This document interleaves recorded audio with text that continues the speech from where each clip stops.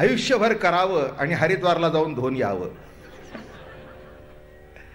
आयुष्यभर करावं आणि काशीला जाऊन धुवून यावं, हे नंतर कळलं. म्हणून महाराज म्हणले, तीर्थी धोंडा पाणी देव रोकडा सज्जनी. पाप असं वाट बघत असतं, वर आलं की तुझ्या अंगावर बसून तुझ्या घरी परत येतं. Back to the pavilion. एक सांगू का, महाराज म्हणतात, मनसंकल्पाची पापे न जाती तीर्थाची बापे. मनसंकल्पाचं पाप तीर्थाच्या बापाला जात नाही. एक सांगू का, सर्व तीर्थ प्रार्थना करतात की एखादा साधू आमच्याकडे यावा, आणि त्या साधूचा स्पर्श झाल्यानंतर तीर्थात साठलेला पापाचा गाळ निघून जातो. भागीरथी सर्वदायीसे जीवी चिंती, कोणी साधूये मदप्रती तई माझे पापी जाते निश्चिंत. ऐसी भागीरथी आपण स्वये बोले. काय ओवी सुंदर आहे बघा. भागीरथी सर्वदायीसे जीवी चिंती, कोणी साधूये मदप्रती तई माझी पापे जाते निश्चिंत. ऐसी भागीरथी आपण स्वये बोले. हो, भागीरथी वाट बघत असते की एखादा साधू माझ्याकडे यावा. कारण का, तिच्या साठलेला जो पापाचा गाळ आहे तो धुवून कसा जावा. संताचा स्पर्श झाल्यावर तिच्यातलं पाप निघून जातं. सकळ ही तीर्थे निवृत्तीच्या पायी. माझ्या निवृत्तीनाथांच्या चरणाजवळ सर्व तीर्थ आहेत. ज्ञानेश्वर महाराजांनी संताला तीर्थ म्हटलंय. ते तीर्थ, ते क्षेत्र जगितेची पवित्र. भक्ती कथेसी मैत्र दया पुरुषा. जयाचे नाव तीर्थराओ, दर्शने प्रशस्तीशी राहो. तीर्थराओ, तीर्थराओ. अरे एका ठिकाणी एकच तीर्थ आहे, पण संतांच्या जवळ सर्व तीर्थ एकवटलेली आहेत. गंगा तिथेच आहे, भागीरथी तिथेच आहे, सरस्वती तिथेच आहे, यमुना तिथेच आहे. म्हणून सकळ ही तीर्थे निवृत्तीच्या पायी. आणि ए मना बाबा, जरा बुडी दे तिथे, बुडी दे. काय असतं, देह बुडतो पण मन उरतं.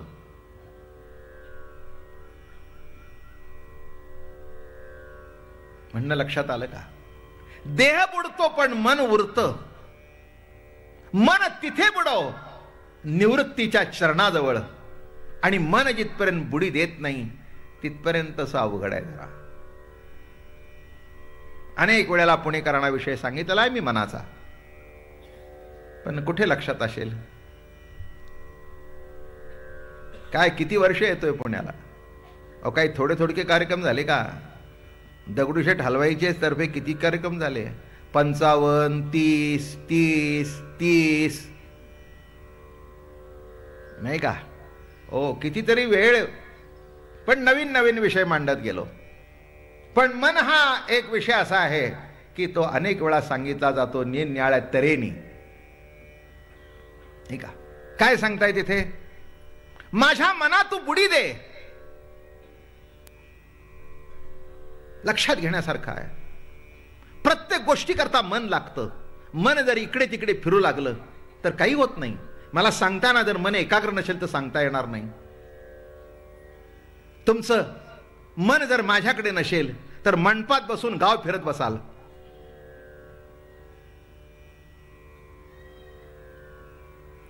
ऐकण्याकरता काय पाहिजे?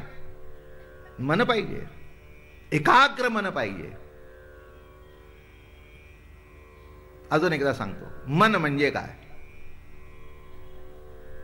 म्हणजे काय? आला पुन्हा प्रश्न.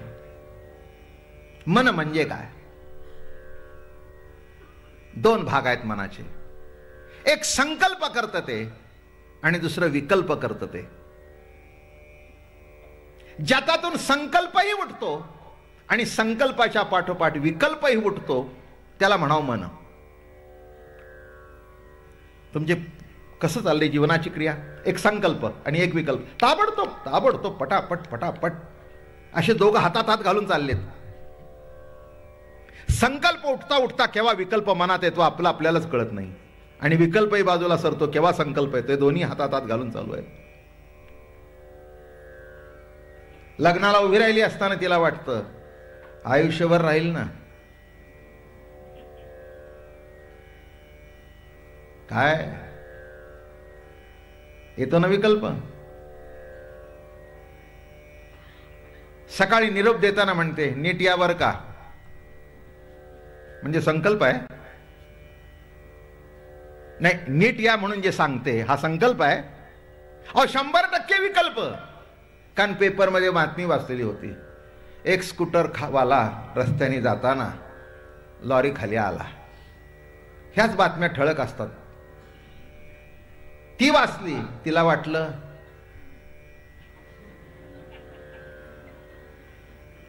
नीट या वर का. आहे ना विकल्प. येत नाही का विकल्प. किंबहुना पावलोपावली विकल्प आहे आणि पावलोपावली संकल्प आहे. काल आपली उभी चालली होती. आता उपाय वनवसंतू जो आज्ञेचा आहे व तंतू, अमूर्तची परिमूर्तू कारुण्याचा. उपायांचं वन थोडस सांगितलं, आज्ञेचा तंतू सांगितलं. आता जरा पुढे सरू. अमूर्तची परिमूर्तू कारुण्याचा.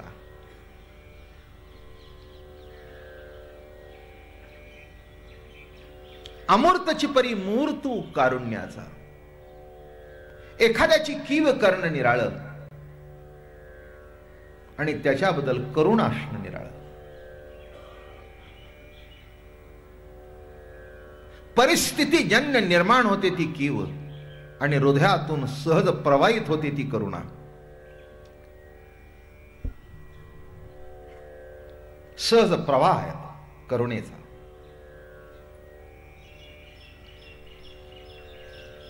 सर्वांच्यात करुणा नसते आणि ती करुणा हृदयात प्रगट होण्याचं तेवढं भाग्यही नसतं. इथे कुणात द्वेष नाही,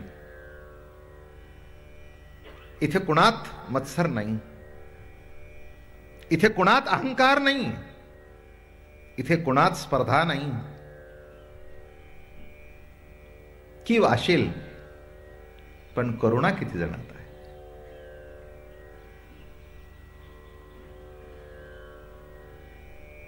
रस्त्यावर एखादं मूल पडलं, उचलून घेतली, की वाली त्याची दया आली त्याची. पण खरंच करुणा जीव मात्रा बदल असणं हे संतांचं लक्षण आहे. करुणा सहजासहजी प्रगट होत नाही, नसतेच माणसाच्या मनामध्ये. करुणा दाखवण्याचं नाटक असतं, पण त्याच्यामध्ये सुद्धा आपला स्वार्थ असतो.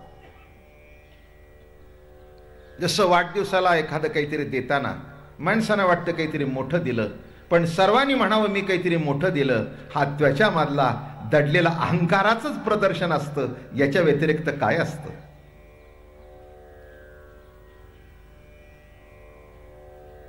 म्हणून वस्तूची किंमत ठरते. संतांच्या अंतःकरणामध्ये जी दडलेली आहे ती करुणा, त्याची किंमतच होत नाही. म्हणून एक गवळण मला आठवली. त्या गवळणीला रस्त्याने अडवलं भगवंताने.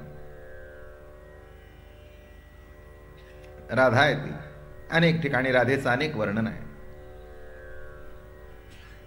झोंबत होता तो कृष्ण सखा, तिला झोंबत होता.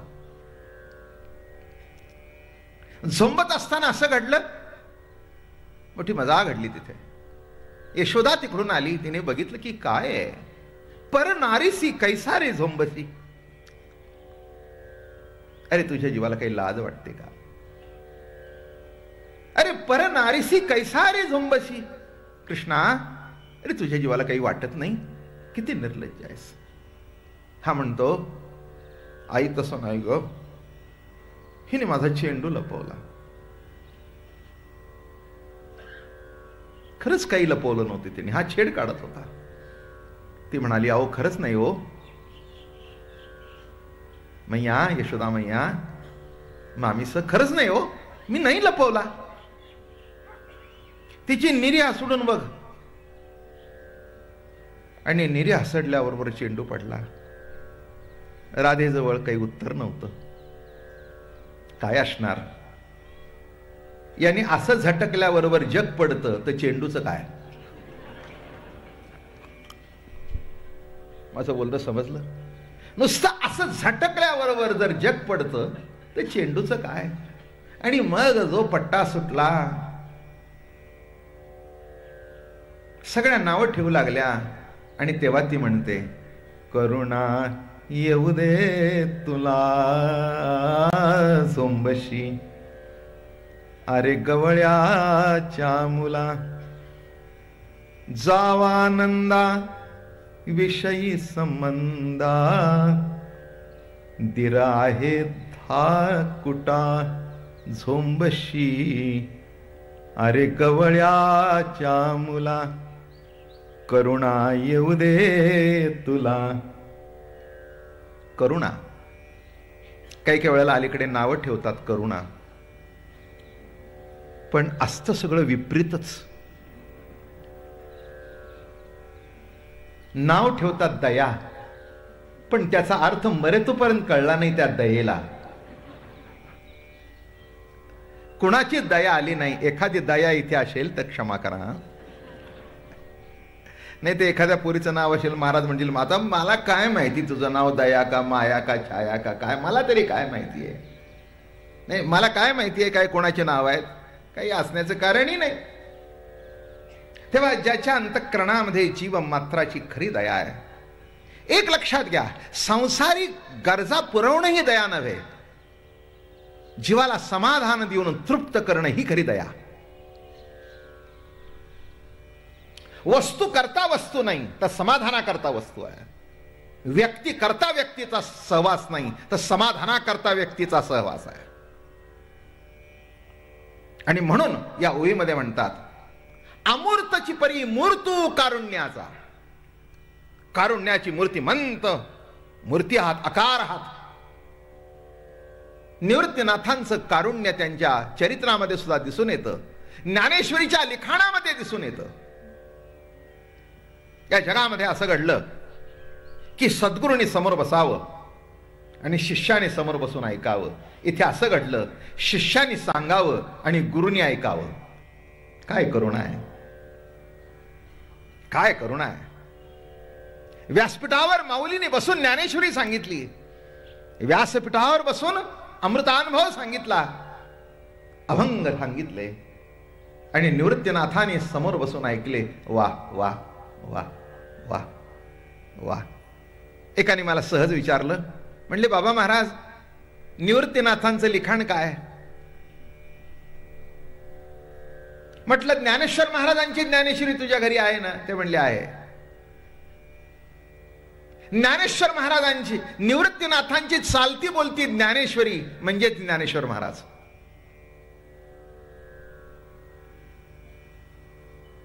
ज्ञानेश्वर महाराजांची ज्ञानेश्वरी अक्षरात प्रगट झाली आणि निवृत्तीनाथांनी आपली ज्ञानेश्वरीला चालायला लावलं, तिला बोलायला लावलं, जीवावर प्रेम करायला लावलं. करुणा काय आहे हे मूर्तिमंत प्रगट करून दाखवली. इतकी मोठी करुणा की रेड्याला वेद बोलायला लावला. काय ताकद आहे बरं का. ताकद प्रगट झाली. ताकद निवृत्तीनाथात होती पण प्रगट त्यांच्यातून झाली. हीच निवृत्तीनाथाची करुणा. प्रेम जरा मागे राहतं आणि प्रेमास्पदाला प्रेम मोठं करत असतं. बोलणं समजतं का? काय ज्या व्यक्तीवर आपलं प्रेम असतं त्या व्यक्तीला आपण मोठं करतो, त्याला पुढे ढकलतो, नसतं त्याला मागे खेचतो. आता पुन्हा तुमचा दृष्टांत आला. एखाद्या बाईचं आपल्या मुलीवर प्रेम असतं. एखादी भाजी तिने थोडस इकडे तिकडे म्हणजे देठ मोडलेले असतात भाजींची, एवढीच त्या मुलीचं कॉन्ट्रीब्युशन. आणि पाहुणे आलेले असतात. काय हो भाजी सुंदर झाली, आमच्या ताईने केली. कारण पाहुण्याच्या घरी मुलगा होता, आमच्या ताईने केली. आता हे कळलं का? प्रेमास्पदाला कसं मोठं करतं ते. फार सुंदर हो. नुसतं स्वयंपाकच सुंदर करत नाही, तुम्हाला सांगू, हे पडदे सुद्धा निम्मे तिने केले आणि शेवटचं राहिलेलं पूर्ण मी केलं.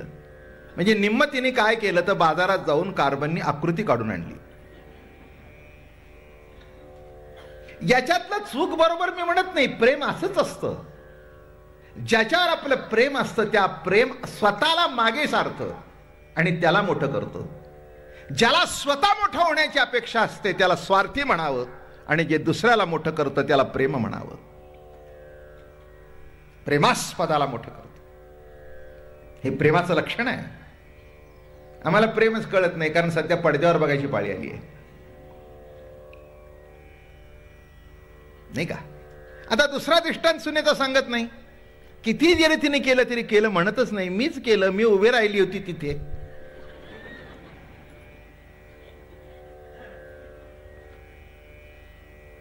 हो, आणि प्रत्येक गोष्ट तिने मला विचारूनच केलं, नाही तर तिला कुठले येते हो? त्यांच्या घरी इतके प्रकार करतच नाही. आता हे कळलं का? हे जर सांगितलं नसतं तर मगाचा दृष्टांत कळला नसता की प्रेम हे प्रेमास्पदाला मोठं करतं. ज्याच्यावर आपलं प्रेम आहे त्याला मोठं करतं.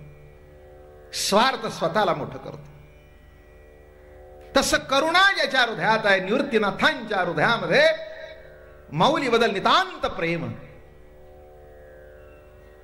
माऊलीकडे बघावं असं वाटावं, हा मीच आहे, मीच आहे, मीच आहे. पुत्राच्या विजय पिता संतोषत जाय.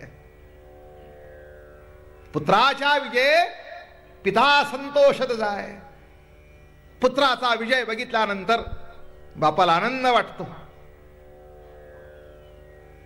एखादा सामान्य बाप असतो, त्याचा मुलगा कलेक्टर होतो, मग त्याला असं वाटतं मीच कलेक्टर झालोय. पुत्राच्या विजय पिता संतोषत जाय. तसं ज्ञानेश्वर महाराजांच्या विजयामध्ये निवृत्तीनाथ तृप्त होते, तृप्त होते, समाधानी होते. आणि म्हणून समोर बसले आणि कासवीच्या दृष्टीने आपलं ज्ञान त्यांच्यात घातलं, प्रेम पाना पाजला. म्हणून म्हटलं अमूर्तची परी मूर्तू कारुण्याचा, कारुण्याची मूर्तिमंत मूर्ती. काय केलं म्हणतात, काल उभी म्हटली होती, मावळवीत विश्वाभासू नवल उदयाला चंडांशू अद्वयाब्जिनी विकासू वंदो आता. काय केलं सद्गुरूने? करुणेची दृष्टी माझ्यावर टाकली, विश्वभास मावळला आणि विश्व नसून जगत नसून परमात्माच त्या रूपाने नटलेला आहे. ही दृष्टी करुणेतून मला दिली. ही सद्गुरूची कृपा आहे. जग सर्वाला दिसतं पण जग नसून परमात्मा आहे हे ज्याच्यावर सद्गुरूची कृपा आहे त्याला दिसतं. सद्गुरू काय करतात? आई वडील जग दाखवतात आणि सद्गुरू जगातला देव दाखवतात. आता जग दाखवतात की टूरला गेलं म्हणजे जगदाच दाखवतात. हे मद्रास, हे चेन्नई, हे रामेश्वर,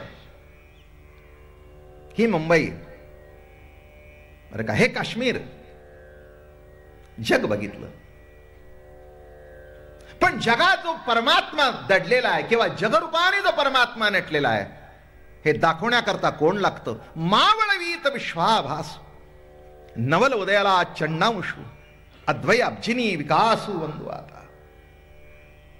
सूर्य अधिष्ठिली प्राची जगा राणी वदे प्रकाशाची तैसी वाचा श्रोतया ज्ञानाची दिवाळी करी. असा हा सद्गुरू. कोण सद्गुरू समजून घ्या. काय करतात सद्गुरू? नुसता मंत्र घेतला म्हणजे सद्गुरू नव्हे. मंत्र ही सुरुवात आहे आणि मंत्राची अनुभूती हा शेवट आहे. काय? पण एक आहे, मंत्र ज्याच्या ठिकाणी फलद्रूप झालेला आहे त्याच्याकडून घ्यावा, जरी ठाऊक असला तरी. आज जगातले कोणचे मंत्र गुप्त राहिलेत?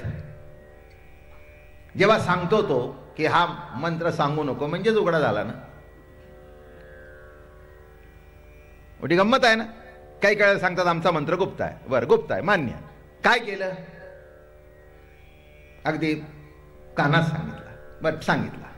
आणि जेव्हा त्याला सांगितलं तेव्हा तो संपला ना, गुप्त राहिला का? म्हणून तसं कोणताच मंत्र गुप्त नाही.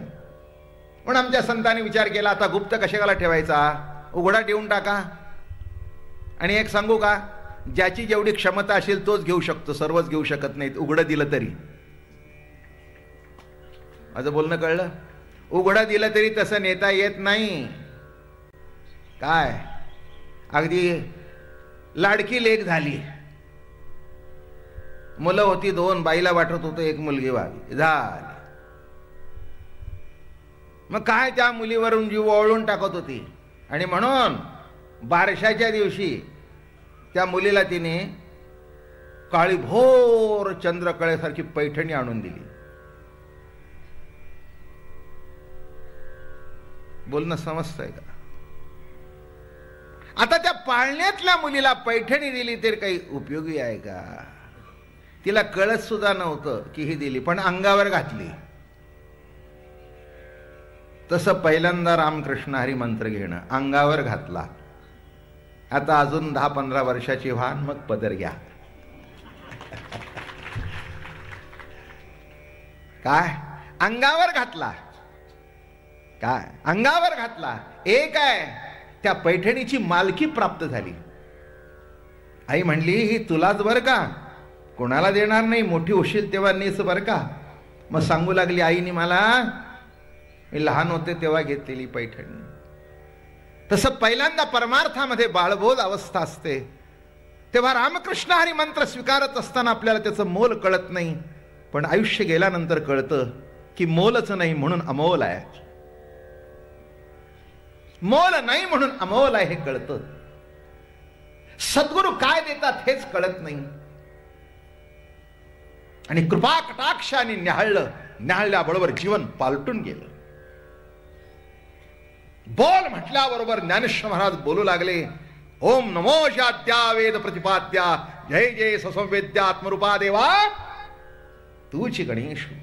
काय करू शकते सद्गुरूची कृपा? काय करू शकते? किंबहुना काय करू शकत नाही. तुमच्या समोर बसलेला एक काहीच नाही माझ्याजवळ, पण एक आहे, माझ्या सद्गुरूची कृपा आहे म्हणून तुम्हाला खेचून आणण्याचं सामर्थ्य आहे त्याच्यात. नाहीतर कोण आजच्या रविवारचं पिक्चर सोडून आमच्या प्रवचनाला येतो? सिरियल सोडून रोज कोण येतो? पण बघा, खुर्च्या काढल्या तरी मंडप. आमचे श्रीमंत दगडूशेठची माणसं हुशार आहेत.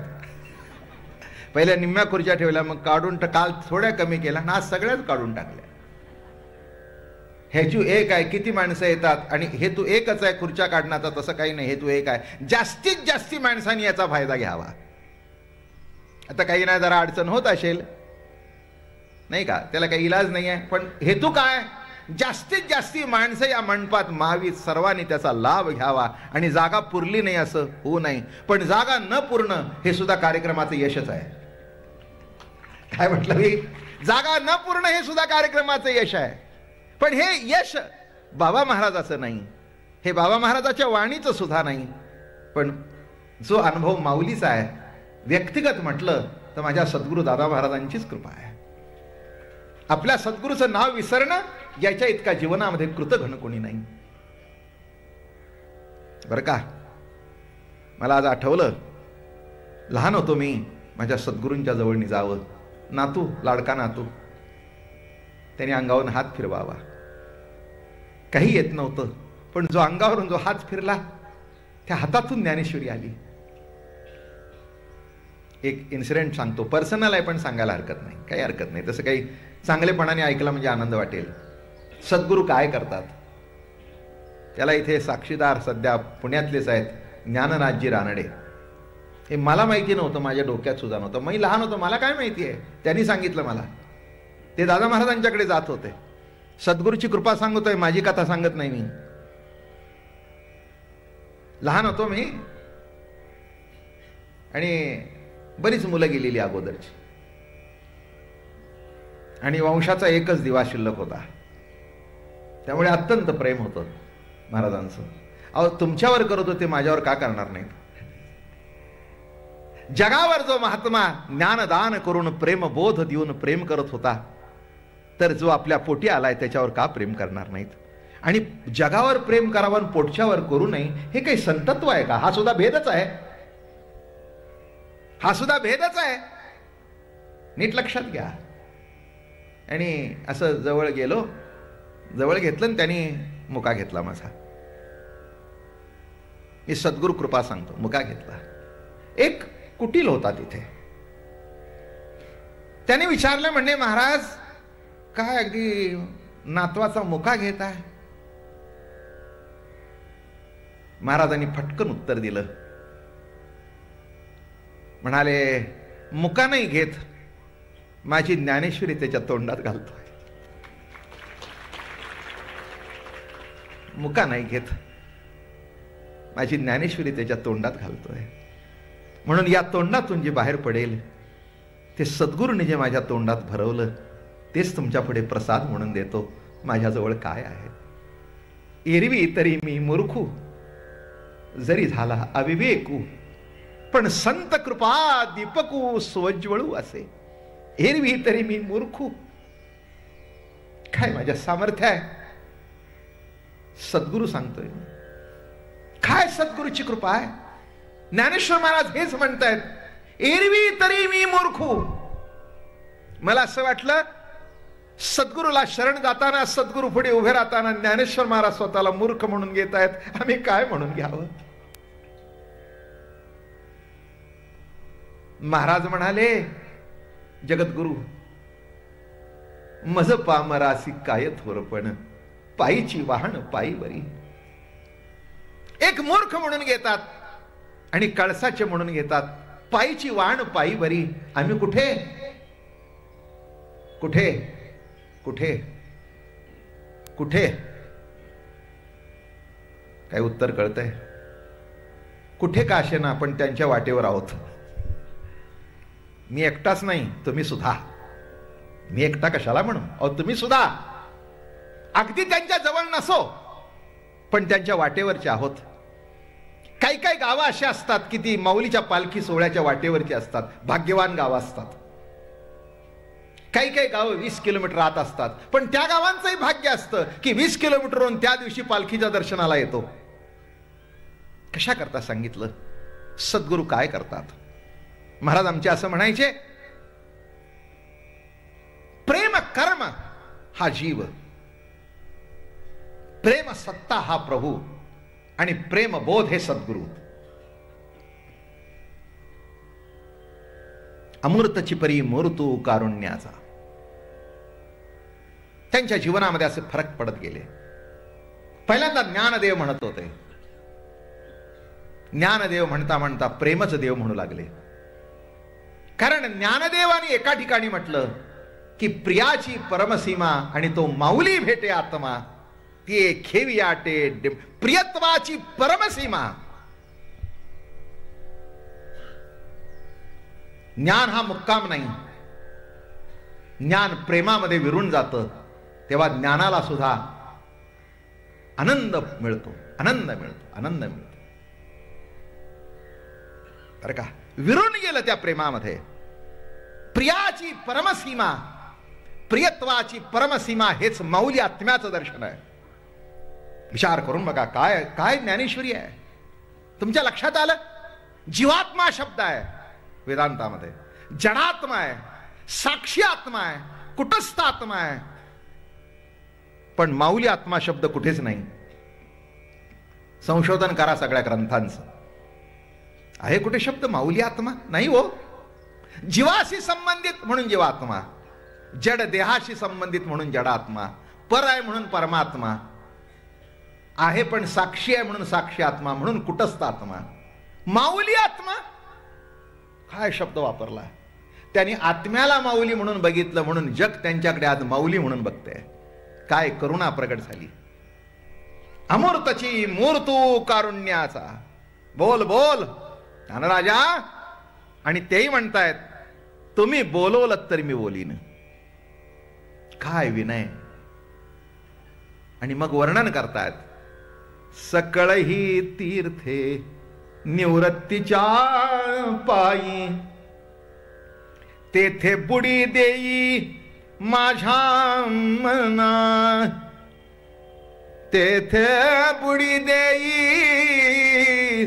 माझ्या मना, सकळही तीर्थे निवृत्तीच्या पायी. पहिल्या दिवशी एक विषय मांडला होता, वृत्तिरहित स्थान तो निवृत्ती. काय सांगताय? सर्व तीर्थ कुठे आहेत? माझ्या निवृत्तीच्या पायाजवळ आहेत, निवृत्तीच्या चरणाजवळ आहेत. तीर्थात गेला तर काय भेटेल? तीर्थी धोंडा पाणी देव रोकडा सज्जनी. तुकाराम महाराज म्हणतात, अरे तीर्थाला गेला तर धोंडा आणि पाणी, आणि माफ करा माफ करा, पाप धुवायला आलेल्या लोकांची गर्दी. मुद्दाम माफी मागितली नाही का? कशा करता येतात माणसं तीर्थाला? आयुष्यभर पाप करायचं नाही, सोय करून ठेवलेली आहे की पाप धुता येतं. प्रत्येक धर्माने केली आहे बरं. काही ख्रिश्चन धर्मामध्ये सुद्धा ही सोय आहे. माझं शिक्षण कॉन्व्हेंटमध्ये झालं. इंग्रजांचा काळ तो होता, तेव्हा इंग्रजी येणं फार महत्वाचं होतं. आता सुद्धा वाटतंच ना, मराठीत पुरस्कार करणाऱ्यांच्या घरातली मुलं इंग्रजीमध्ये जातात. एकाला मी विचारलं, पुरस्कार करता? म्हणला तो व्यासपीठापुरता असतो, पण घरचं निराळं असतं म्हणले. त्याच्याशिवाय मुलं पॉलिश्ड होत नाहीत.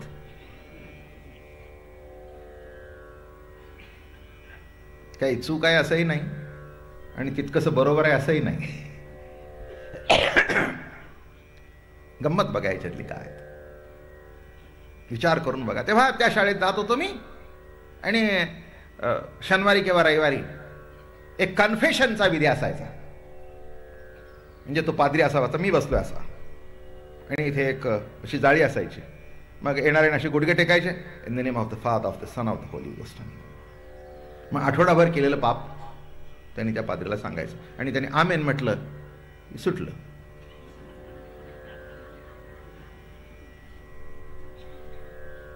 मला म्हटलं हे बरं आहे की. मी आमच्या मित्राला विचार, तू काय करतोस? काय नाही म्हणाले, फॉर द होल वीक जे काय आमच्या हातून सिन होतात, म्हणजे पाप होतं, ते त्याला कन्फेशन केलं. कन्फेशन गुरुला दिलं, आणि त्याने आमेन म्हटलं की आम्ही मुक्त झालो. म्हणजे नवीन खातं उघडलं.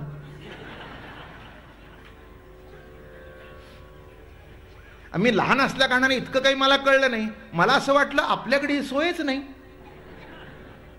पण मोठा झाल्यावर कळलं, आयुष्यभर करावं आणि हरिद्वारला जाऊन धुवून यावं.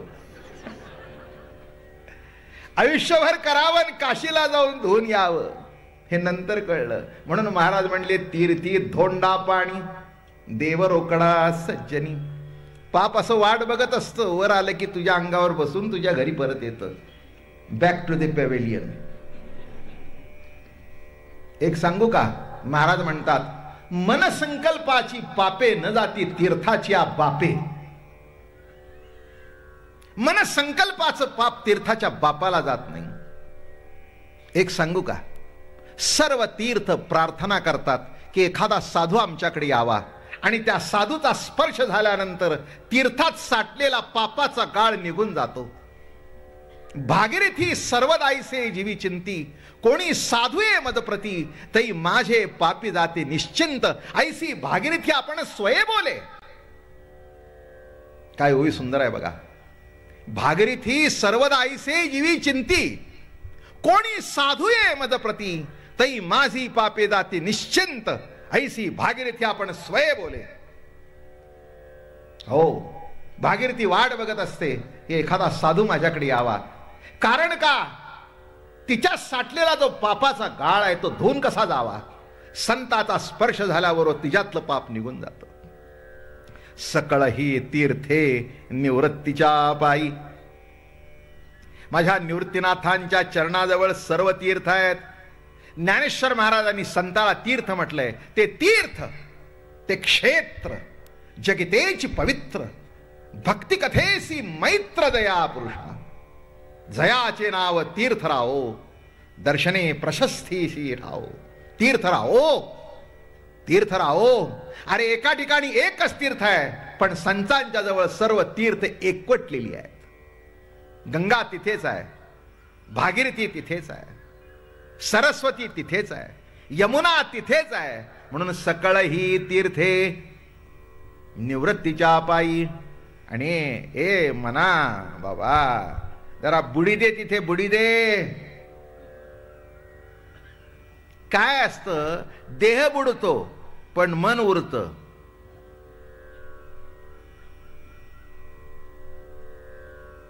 म्हणणं लक्षात आलं का? देह बुडतो पण मन उरतं. मन तिथे बुडव निवृत्तीच्या चरणाजवळ, आणि मन जिथपर्यंत बुडी देत नाही तिथपर्यंत अवघड आहे. जरा अनेक वेळेला पुणेकरांविषयी सांगितलेला आहे मी मनाचा, पण कुठे लक्षात असेल?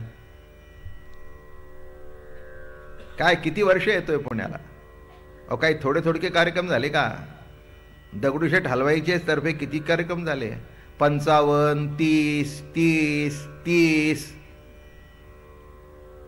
नाही का? ओ कितीतरी वेळ, पण नवीन नवीन विषय मांडत गेलो. पण मन हा एक विषय असा आहे की तो अनेक वेळा सांगितला जातो निरनिराळ्या तऱ्हेने. नाही का? काय सांगताय तिथे? माझ्या मना तू बुडी दे. लक्षात घेण्यासारखं आहे. प्रत्येक गोष्टी करता मन लागतं. मन जर इकडे तिकडे फिरू लागलं तर काही होत नाही. मला सांगताना जर मन एकाग्र नसेल तर सांगता येणार नाही. तुमचं मन जर माझ्याकडे नसेल तर मंडपात बसून गाव फिरत बसाल.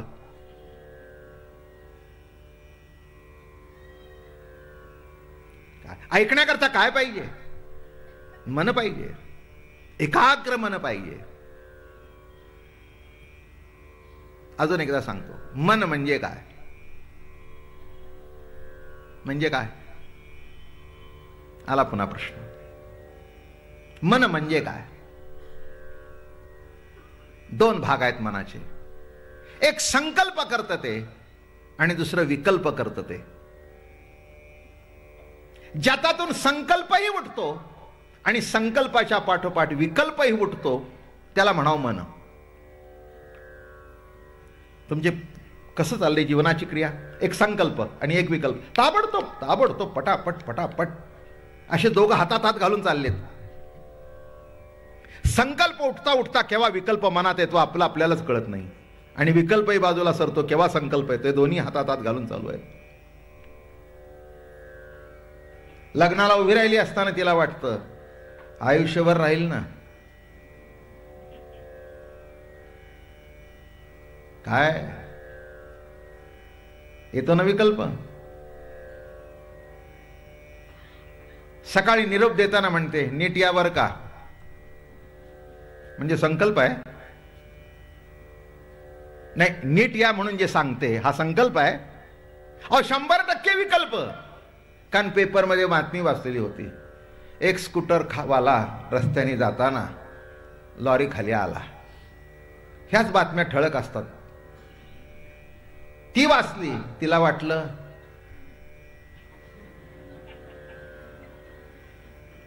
नीट या वर का. आहे ना विकल्प.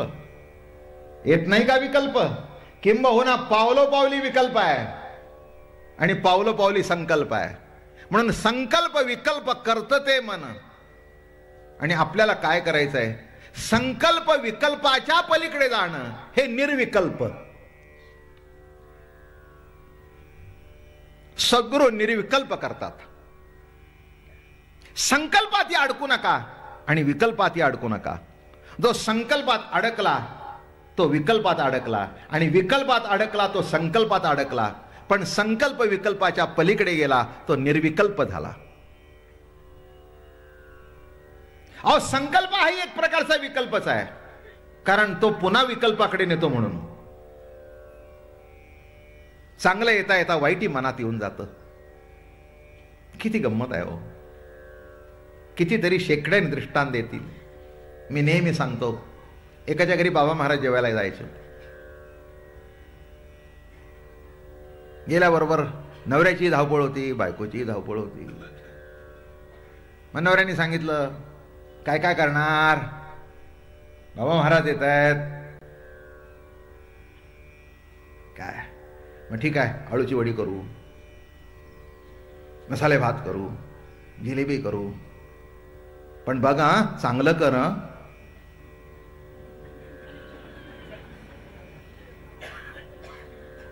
चांगलं कर. ती म्हणली, पहिली माळ मी घातली, नंतर तुम्ही घातली, शिकवता कोणाला? पहिली माळ मी घातली, माझ्यामुळे तुम्ही आलात प्रवचनाला, नंतर 2 महिन्यांनी घातली, आणि मला शिकवता चांगलं कर म्हणून मी काय वाईट करणार आहे का? झालं भांडण सुरू. अगं म्हणला, मी तसं बोलत नाही ग, पण मला वाटलं रोज चांगलं करतेस, नेमकं त्या दिवशी मीठ जास्ती पडलं तर. कळला का विकल्प? हे समजून घे, हे वर माहित्यात. आणि एक तुम्हाला सांगू, असंच घडतो. ज्या दिवशी बाई सहज करते त्या दिवशी नीट होतं, जाणून करते त्या दिवशी तिच्या लक्षातच राहत नाही एकदा मीठ घातलंय का 2दा घातलं. म्हणजे घोंटाळा झाल्याशिवाय राहतच नाही. होतोच, 100% घोटाळा होतो. आता काय करावं? संकल्प का विकल्प? विकल्प आल्याशिवाय राहतो. मुलगा चांगला पेपर लिहून आल्यावर काय, कसं काय लिहिलास? छान लिहिला. छान लिहिनास ना? म्हणजे काय वाईट लिहायला गेला होता काय? वाईट लिहायला गेला होता काय? तुम्ही बघा, घरामध्ये मोठी मार मजा असते. म्हणजे तुम्हाला असं दिसून येईल की प्रत्येक पावलाला विकल्पाचं दर्शन घडतंय. आणि इथे काय करतात सद्गुरू? काय करतो? काय करतो? निर्विकल्प करतो.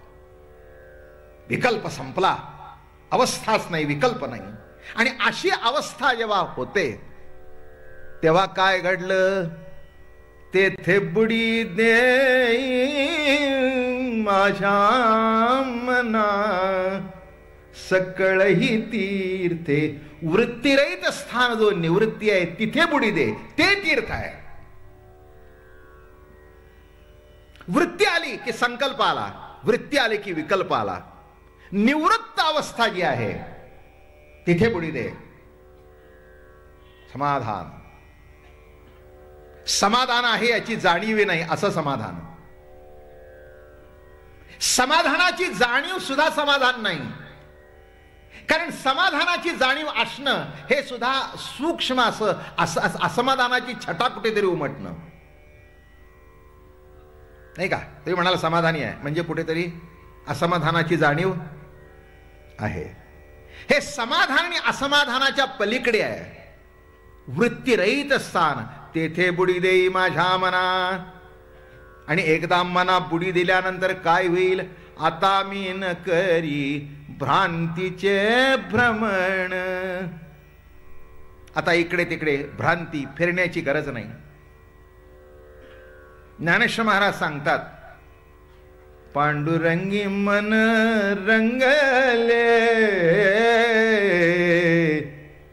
पांडुरंगी मन रंगले, गोविंदाचे गुणी वेधले.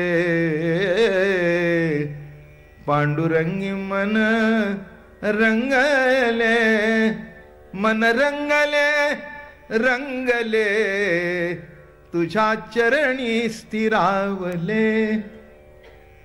मन रंगले रंगले,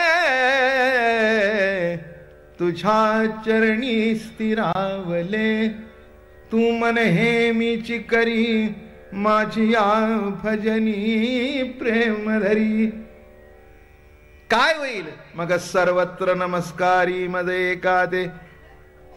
सगळी भ्रांती संपली. आता मी न करी भ्रांतीचे भ्रमण. भ्रमंती फिर संपली. काय असतं?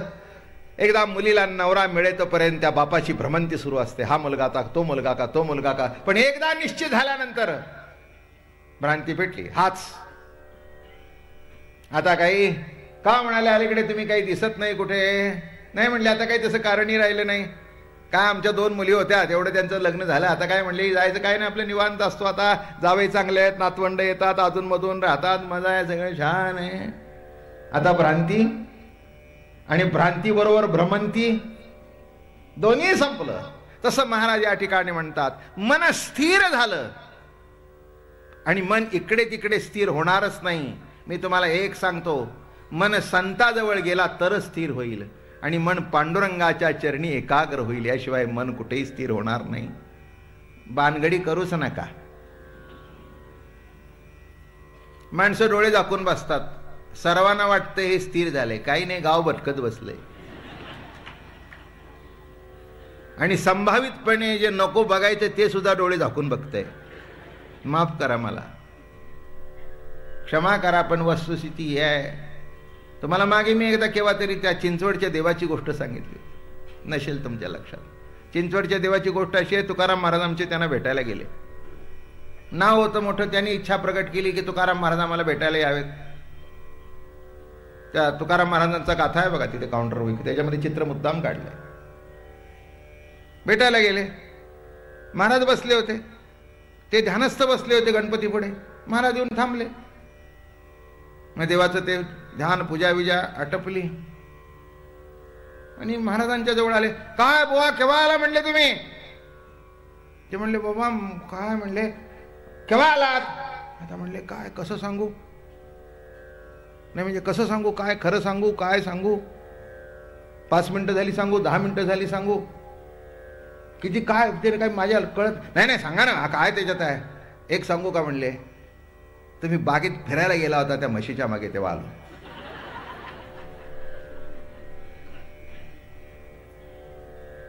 तुम्ही बागेत गेला होता तेव्हा, वनवाटिकेत गेला होता तेव्हा आलो. त्याचं काय झालं होतं, ते गणपती पुढे बसण्याच्या पूर्वी असं खिडकीतून डोकावलं तर बाग दिसलं, बागेची जरा अवस्था दिसली, कुठे म्हैस येते, कुठे शिरडे शेत. वक्रतुंड महाकाय,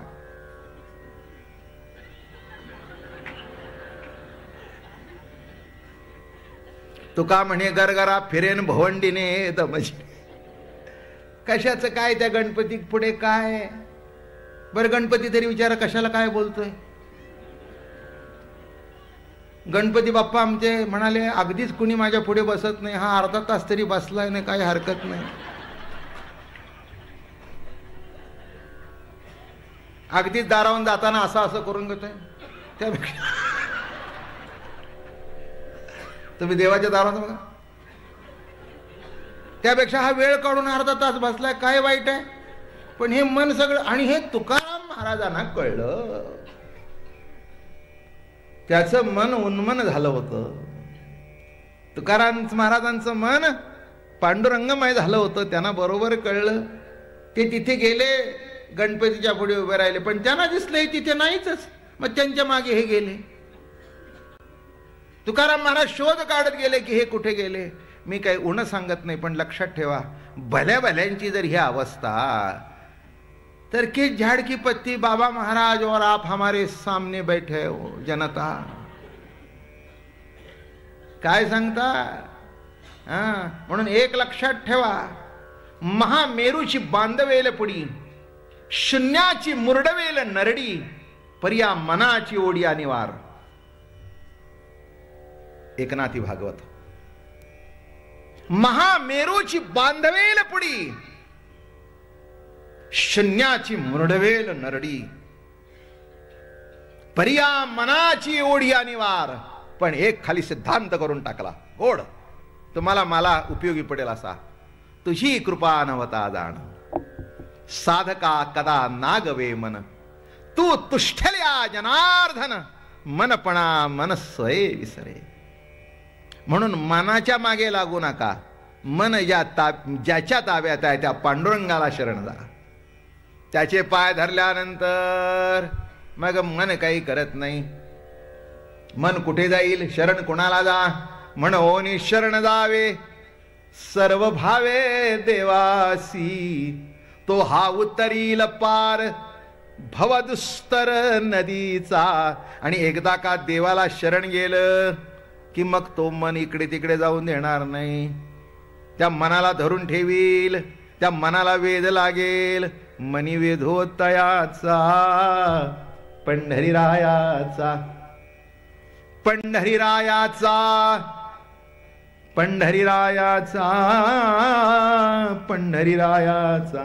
मनी वेधोतयाचा पंढरीरायाचा. कुणाचा वेध? मनाला कुणाचा वेध लागला? मनी वेधोतयाचा. आणि एकदा का वेधले हो मन तयाची गुणी. क्षणभर विठ्ठल रुक्मिणी न विसंबे वेधले ओ मन तयाची गुणी. मनाला वेध लागला म्हणून मनी वेधो तयाचा. आणि एकदा का मन वेध लागल्यानंतर तुम्ही काळजी करू नका. एक सांगू का अजून? मनाला जर एखादी गोष्ट चांगली दिसली तर कुठे गेले तरी मनाला त्याचं स्मरण होतं. हे मनाची खासियत आहे. एखाद्या ठिकाणी तुम्ही गेला आणि तिथलं जर भरलं वांग तुम्हाला आवडलं, सध्या चातुर्मास आहे, खात नाहीत,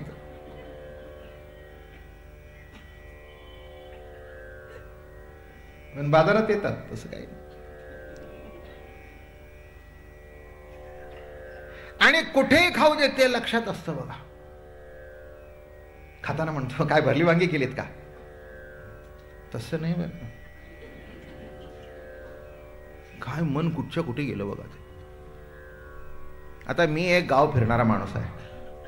इतक्या ठिकाणची भरली वांगी खाल्लेली आहेत की कुठचंही घरचं पुढे आले की ते आठवतं. आता तसं केलंय ना. काय तुम्हाला सांग, सीना नदीच्या काठची सोलापूरची वांगी खाल्ली. काय त्या माणसाने केली तर तुम्हाला आपटीमध्ये भाजलेली असं तेल बेल भरून. हा टेबलवर बसून अगदी गॅसवर शिजलेलं जरी वांग खाल्लं तरी ते विसरत नाही. तू मने हे मीची करी. कशा करता सांगितलं? मनामध्ये एखादी जर चांगली गोष्ट दाखवली मनाला, म्हणून एक लक्षात घ्या, तुम्ही मनाला वाईट दाखवताय म्हणून मन तिथे जात आहे. तुम्ही मनाला चांगलं दाखवा, ते सोडून मन हलणार नाही तिथून. एक गोष्ट आठवली मला, घडलेली घटना आहे. एका गावातून एक मोठी तीर्थयात्रा निघत होती. अतिशय सुंदर अशी गोष्ट आहे.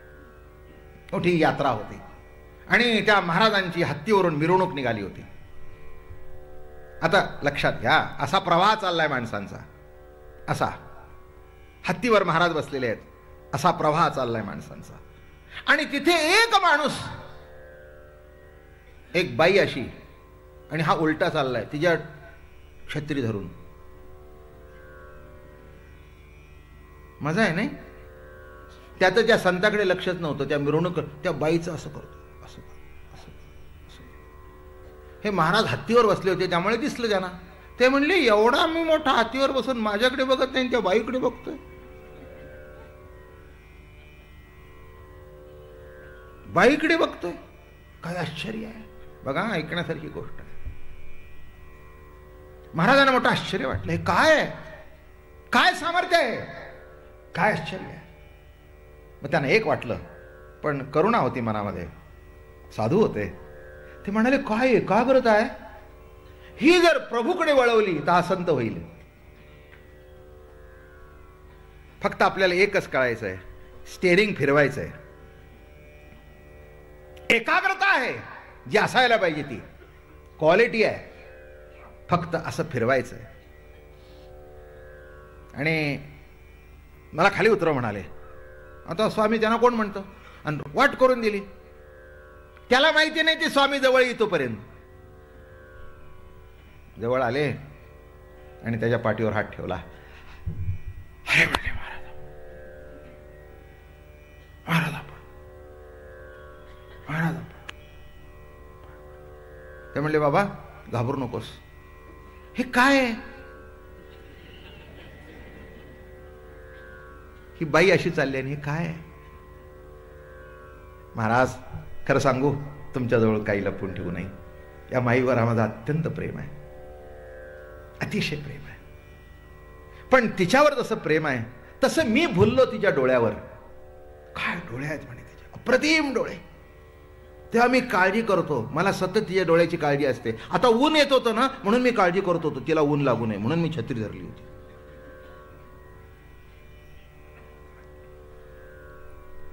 तर मी असंही प्रेम करत नाही तसंही करत नाही, म्हणून तर असे त्या पेंडुलम सारखे फिरता.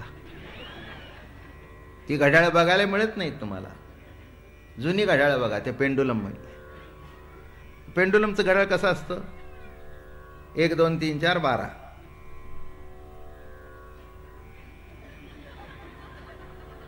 मी एकदा त्या पेंडुलमकडे बघत बसलो आणि त्याला विचारलं वर किती वाजले. ते म्हणले इकडून इकडे जायचं एवढंच माहिती आहे, वाजतात किती हे मला माहिती नाही, ते तुम्ही बघून घ्या. तुम्हाला समजलं याच्यातून काय? तसं संसाराकडे जातो पुन्हा परमार्थाकडे येतो, पुन्हा संसाराकडे जातो पुन्हा परमार्थाकडे येतो. पण किती वाजले? इकडून गेला इकडे, इकडून गेला इकडे, चालू आहे. असंच आहे आयुष्य. बघितलं, आनंद वाटला. मिरवणूक कॅन्सल केली. चाल म्हणे तो माझ्याबरोबर. हा महात्मा होईल म्हणे, लायकीच आहे त्या. आणला, ठाकूरजीच्या मंदिरामध्ये आणलं. खरंच महात्मे होते ते, मोठे संत होते, सद्गुरू होते. त्यांचंही मन प्रभूच्या ठिकाणी बुडलेलं होतं. आणि तसा जर साधक आला तर त्याला सुद्धा तिथे बुडी देण्याची क्षमता होती त्यांच्यात, ताकद होती त्यांच्यात. पण तितकी आतुरता, तितकी उत्कंठा. हाही तयार झाला. चाल म्हणे माझ्याबरोबर. तुला हिच्यापेक्षा डोळे जर सुंदर दाखवले तर काय करशील? शेवटपर्यंत हलणार नाही तिथून. चाल चाल म्हणले माझ्याबरोबर. आणि ठाकूरजीच्या मंदिरात आणून उभं केलं.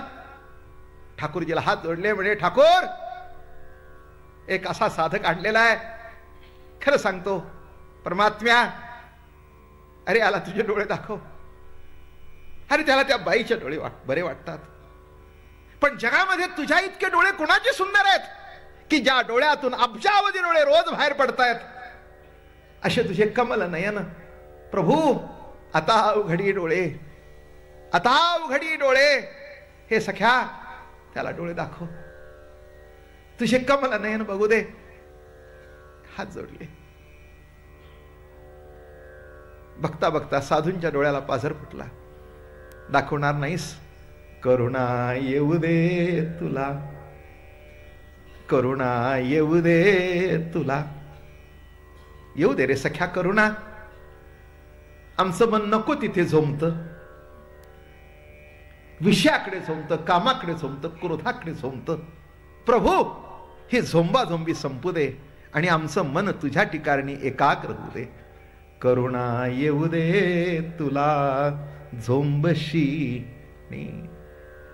प्रार्थना केल्यानंतर तो मागेच बसला होता. सख्याने डोळे उघडले. बघितल्यावर बाग म्हणे, बाग बाग बाग. बघून घे डोळे. असा बघत उभा राहिला. खरंच परमात्म्याने अशी तेज पुंज नजर उघडली होती, दृष्टी उघडली होती. हा बघतोय, हा बघतोय, असाच उभा राहिला. 1 मिनिट झाली, 2 मिनिट झाले, 10 मिनिटं झाली, तास झाले, 2 तास झाले. सकाळी बसलेला रात्र व्हायला आली. असं सांगतात. तो पुन्हा त्या मंदिरातून बाहेर पडला नाही. शेवट त्या प्रभूकडे बघून बघून त्या प्रभूच्या चरणी विलीन झाला. तेथे बुडी देई माझ्या मना. मन बुडून गेलं. आता मी न करी वृत्तीसी मार्जन. पण सद्गुरू भेटले. डोळ्यातली बाहुली माझी विठाई झाली. डोळ्यातली बाहुली विठाई झाली. सद्गुरू भेटले आणि सद्गुरूने डोळे दाखवले. डोळे दाखवले. एक सांगू, आपल्याकडे डोळे आहेत पण त्याच्या पुढचं सांगतो, आपल्याकडे दृष्टी नाही. डोळ्याने दिसतं आणि दृष्टीने कळतं. बघण्याकरता डोळे लागतात आणि कळण्याकरता दृष्टी लागते. असं म्हटलंय. कोण सद्गुरू? डोळ्याचा डोळा उघडिला जेणे, लेवविले लेणे आनंदाचे, लेवविले लेणे आनंदाचे. डोळ्याचा डोळा उघडिला जेणे. असा डोळ्याचा डोळा उघडला. असे तुमच्या माझ्या डोळ्याच्या डोळा उघडणारे निवृत्तीनाथ माऊलींना भेटले आणि माऊली आम्हाला भेटली. याच्यापेक्षा काय सांगू मी. त्यामुळे कुठेतरी सद्बुद्धी झाली, प्रवचनाला यावं. त्यामुळे माझ्यासारख्याला कॉन्व्हेंटमध्ये शिकलेल्या माणसाला सुद्धा वाटलं की माझ्या माऊलीपेक्षा जगात काही श्रेष्ठ नाही. तिथलं शिक्षण आलं पण माऊलीचे संस्कार कायम राहिले. हा डोळ्याचा डोळा उघडला नाही का? नाही का? तिथली पॅन्ट घातली पण धोतर कायम राहिलं. तिथली कॅप घातली पण डोक्यावरचा फेटा काढून ठेवला नाही. तिथला शर्ट घातला पण सदरा कायम होता. तिथले शब्द घेतले इंग्रजी पण प्रतिती माऊलीची होती ती कायम राहिली. हे सुकार सद्गुरूची कृपा लागते.